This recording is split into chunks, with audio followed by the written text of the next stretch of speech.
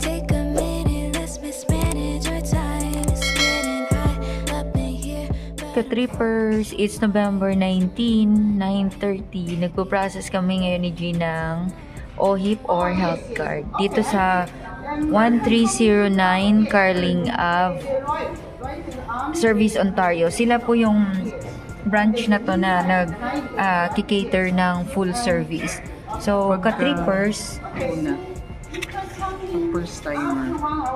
oh, Ka-trippers pag first timer dito. Pag kayong magre-renew ka na.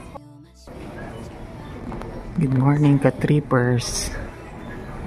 Service Ontario at Carling Avenue.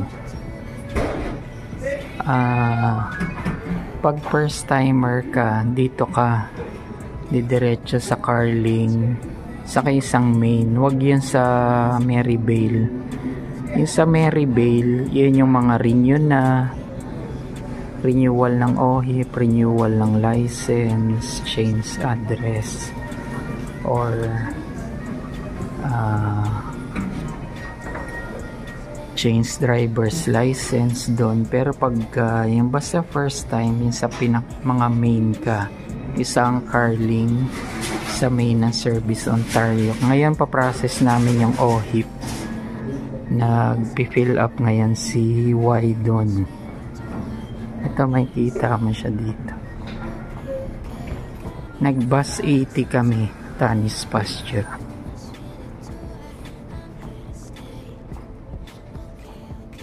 Enjoy watching. ito yung blank form na fifilapan. Same din po yan sa dependent, yung sa spouse. And then yung sa requirements, ka-trippers. Open work permit, employment. Kailangan may company letterhead. Tapos, full-time employment, start date. Employer intends to employ the employee for minimum of 6 months. And then, may permanent siya na indicated sa certificate. Fill upan ko muna yung form para makahabol kami ka-trippers. Kasi umabsent lang si G. Later, again, they call it return pass. Not valid on Saturdays. Yeah. Only weekdays, Monday to Friday. They're open 9 a.m. to what time ga? 5 p.m. Pero pag Thursday hanggang 7 p.m. Okay.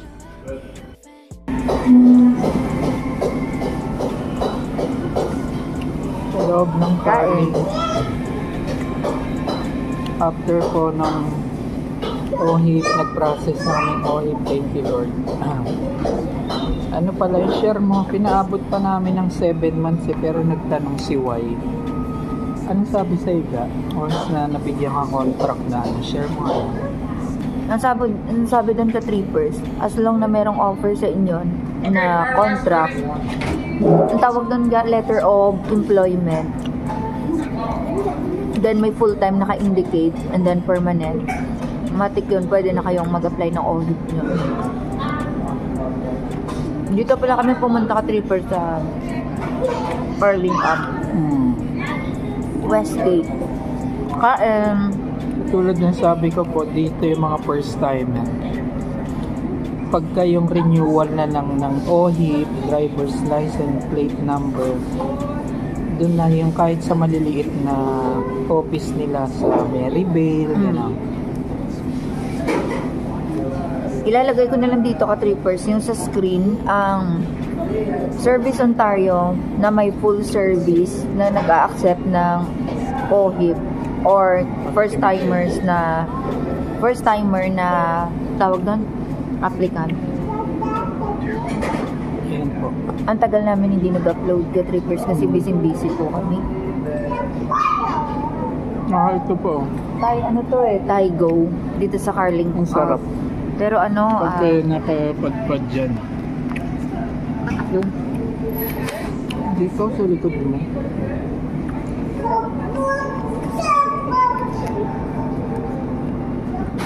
Ngayon, maririnig nyo na sa background Christmas song dahil magdi-December na 2 weeks na lang. Half.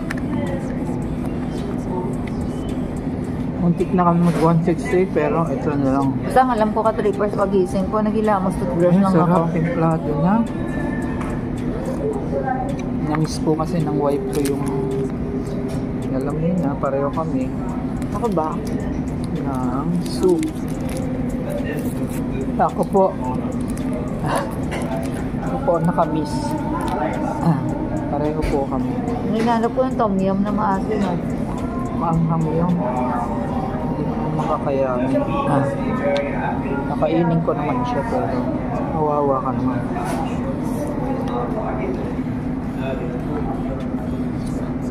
Yung expect ko Top na pimpla niya. Actually, ka 3% hindi namin in-expect na magpa-process kami talaga ng OHIP dito. Kasi Sa schedule. nag-hesitate kami aside doon yung contract. Napakabait ni Ma'am Lisa. Lisa, thank you so much for your assistance. Muntikan pa akong mag-process Sabado. Naisip ko tawagan ko yan si Ma'am Lisa. She's a Canadian supervisor ko. But siya na pa nag-suggest na I'll send it through email. Then nag-proceed ako dun sa employee. Sabi niya, oh sige, basta nakalagay PDF, sent by through PDF. Ayan. Mabait din si Ma'am Marisa. Hello. Ma'am Marisa of Service Ontario. Maya ulit the trippers. Yan po, wag po kayo magkakamali. Westgate Shopping Center. Dito po yung full service na Service Ontario. Kasi may mga branches po ng Service Ontario na hindi po nagki-cater na para sa mga new applicants. Renewal lang po yung iba. Like po sa Maryvale, they're only accepting the renewal applications. But for the new one, they will forward you to the branch na nag-full service for a while, ka-trippers. So, yun na, ka-trippers. Again, today is November 19, 2024. We went here early. Ano masasabi mo? The earlier the better dahil by number talaga. Pero matutuwa kayo dahil pag dito sa Canada talagang i-accommodate. Tapos alam nila lahat yung i-release sa'yo, yung mga requirements, napakasimple, sundan nyo lang. First off, ka-trippers, sa mga may magka-question, walk-in ba kami or appointment? Walk-in, ka-trippers. Kasi meron ding appointment, very easy raw, pero gusto namin kasi matry. Yun ang personality namin. Ayun, katulad ng driver's license, they will send it 1 month. Pero may binigay ng papel. You can use it as may expiration. Nga pala, ka-trippers, kumuha po kami ng health card aside sa magagamit nyon ni Open Work. Kasi, ka-trippers, ang health card na yon, ang principal applicant is the Open Work Permit this time. Kasi siya yung may offer ng full-time work. And then, permanent. Once na hindi naka-indicate sa employment contract yung full-time, permanent, letter, o ano yan, company logo, and company address, hindi po nila i-accept yon. And then, ka-trippers, dadalhin lang dito yung letter of employment, student permit, work permit nyo, both ni Passport. Open Work. Ganun lang po yun. And passport. Patibayan na yung address nyo kasi may G1 kami kaya yun ang pinakita. So, first, ka-trippers, so unahin mo talaga dito ang driver's license. Yun yung pinaka-easiest way na magkakaroon po kayo dito ng address. Yung G1. And then, yun po yung ginamit namin, present doon sa health card. Ang health card na yun, different pa po yun. Another card na naman yun, ID. So, again, she will try. Kung student ka, itatry ng wife ko. Alam din ng iba ni Ma'am Marisa na i-file mo yan sa school mo kasi money back pala yun. Kaya thank you Lord kung yun, ka-trippers, yung OHIP ko, yung Ontario Health Insurance, program yun. Pag meron na po kayo niyan, kahit confirmation letter lang, apply nyo lang po doon, send nyo yung email sa insurance nyo, say sa akin sa school ko, isi-send ko yun para i-refund yung existing ko na health card. And then sa succeeding ko po na health card, succeeding ko po na tuition fee, hindi na po included doon yung health insurance ko kasi covered na po ako ng government dahil po kay G na may full time within 7 months po. Thank you sa company niya. Ikaw naman kaya? Hindi ka naman mukhang palito sa personal. Bakit mukhang palito ka sa ano? Sa video nga ganun. Sa video. Alam mo ka, trippers, ito sa personal, hindi naman siya mukhang palito. Bakit sa video mukha siya palito? Yan pag nagkita na lang tayo in person. Thank you, Lisa, Melissa, Sir Ray, Phil, Katie. Thank you mga po. kasamahan ko dyan na matatagal na. Nga pala ka, trippers, it's not allowed to just present the photo, email, or text. But, sa case namin, inallow po, as long po yung email, nandun po yung PDF na send. I-present nyo lang po yan. Yun napaka-smooth nga eh. Tapos, wala na pong daming yung arte-arte, straight na. After the verification of documents, double check everything in details.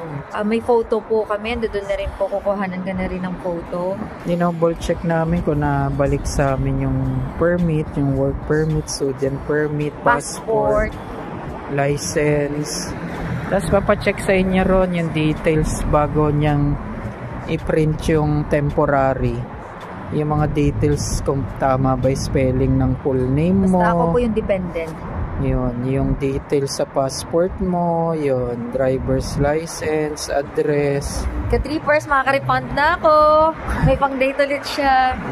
Sa dagdag ipon, mamaya ulit na. Malaki-laki din niya, ka-trippers, refund. Kasi Mamaya, patapos na po yung December 15, end na po ng second level namin, second sem.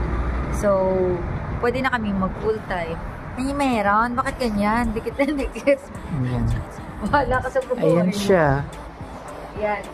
Dito po yan sa Westgate Mall, ka-trippers, 1309 Carlin Ave. Yeah. Ang tagal namin ka-trippers, hindi nakapag-upload kasi nga busy, part-time. Sa work ko, busy. Hanggang School. Saturday, yung school niya loaded. Nakapag-adjust na po kami sa second level. Mas mahirap po yung first level. Pero yung second level, since naka-adjust na po kami, napasok naman po yung part-time work. Ayun. So, ka-trippers, later again. Yabush! Just feeling too high. Stay. Okay, got me feeling some type of way. I just know you must Wala ka-trippers sa loob ng bus. Or inside bus. 81 Clyde. Going to Maryvale Baseline. This is the Westgate Mall. Yan po yung mall nila dito. Mas kami kanina. Yan. Pwede kami lumabas sana sa Shoppers pala. Kaya lang, malayo naman yung sakayan. It's sunny, ka-trippers, but if andito po kayo sa actual